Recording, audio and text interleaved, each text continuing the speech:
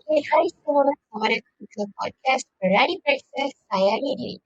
Bersama saya, Iza. Dan hari ini kita tak kesorangan. Kita bawakan dua orang rakan saya yang akan borak topik hangat hari ini. Kita ada Azib dan kita ada Faris. Say hi sikit guys. Hai semua. Hai semua. Alright. So, macam biasa, hari ini kita nak borak santai je hari ni. Tapi topik kita agak penting dan agak serius sikit lah. Is saringan personal. Ya, betul. Jadi, ini adalah topik yang orang selalu tak wujud tetapi selalu tangguh nak buat. Ya, yang jenis nantilah sampai lupa. Betul, itulah realiti kehidupan sekarang. Okay. Kita teruskan dengan soalan yang pertama dulu. Saya tanya Azim dulu lah. Sebenarnya Azim, apa sebenarnya yang buat seseorang tu tiba-tiba terfikir, aku patut buat saringan ni? Okey, apa yang saya selalu dengar lah kan. Okey, sebenarnya dia adalah disebabkan seseorang tu dia nampak atau dengar sesuatu, contoh dia macam nampak poster dekat klinik ke, ataupun time dia tengah scroll media sosial, contoh TikTok ke, IG, tiba-tiba keluar pasal video pasal kisah self-fix tu. Gitu lah. Kadang-kadang dia bukan daripada doktor pun, tetapi dia pun datang daripada kawan-kawan dia sendiri yang cerita pasal pengalaman dia pasal kisah self-fix ni. Itulah. Yang tu memang kuat. Bila orang yang kita kenal cakap, tak sakit pun, cepat je. Terus rasa lebih yakin. Faham. Okay.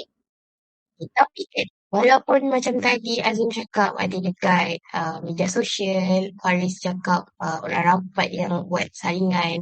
Tapi kenapa masih lagi ramai perempuan ataupun wanita dekat luar sana takut dan ataupun elak nak buat saringan ni? Mungkin sebab rasa malu dan takut dengan prosedur saringan berikut, dan ada juga yang takut bila mendapat keputusan berikut lah.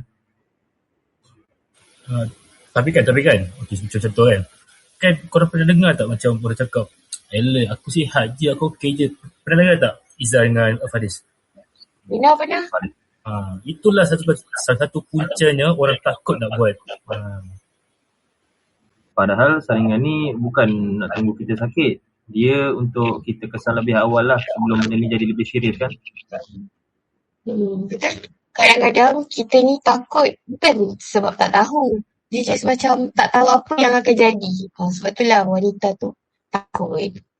Okay. So Faris, untuk orang yang tengah dengar ni kan, so apa langkah yang paling realistik untuk diorang nak start ataupun nak mula buat ni? Pada saya, kita jangan letak target yang besar. Kita boleh mulakan dengan satu langkah yang kecil dengan kita buat appointment dahulu. Betul apa yang Faris cakap tu. Tak payah terus fikir pasal prosedur, pasal sakit ke tak. Kita fikir pasal yang kecil-kecil dulu. Betul? Ya, lepas buat sekali, biasanya orang akan kata, kenapa aku takut selama ni? Kalau rasa nervous, ajaklah kawan-kawan atau ahli keluarga. Seorang kecil macam ni pun boleh tingkatkan confidence kita. Okay guys, so ingat tu, saringan ni bukanlah satu benda yang patut ditakut. Kita boleh mula dengan book appointment dulu. Sebab sekarang appointment senang je. Kita boleh book dekat MySejahtera.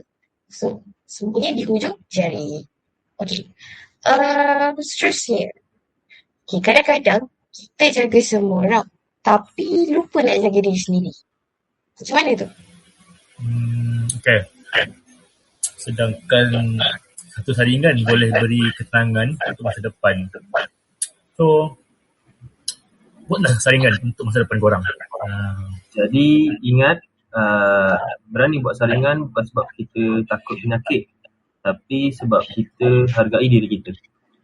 So, kesimpulannya, kadang-kadang ni kita cuma perlukan satu trigger atau satu perkara untuk kita mula. Jadi, satu langkah kecil tu untuk kita bina keyakinan untuk masa hadapan kita. Apa last kata daripada Azim dan juga Faris? Okay. Kata-kata daripada saya lah. Okay. saingan teaser Cerebrix ni dia bukan benda yang perlu ditakutkan, tapi benda yang perlu diutamakan. Kerana dia bukan satu aset wanita. Betul tak? Betul. Tapi satu juga cara untuk kita sayangi diri kita sendiri. Correct. So, saya rasa itu je podcast Borak-Borak Ringkas kita untuk hari ini. So, terima kasih Azim dan Faris bersama saya hari ini. Dan terima kasih juga kepada para pendengar podcast kita. Sudi meluangkan masa untuk dengar podcast hari ini, iaitu Berani Periksa Sayangi Diri. So, jumpa lagi dalam podcast episod yang akan datang bersama host yang baru dan masa dan juga hari yang sama. Bye. Okey, terima kasih semua. Terima kasih Iza, terima kasih Faris.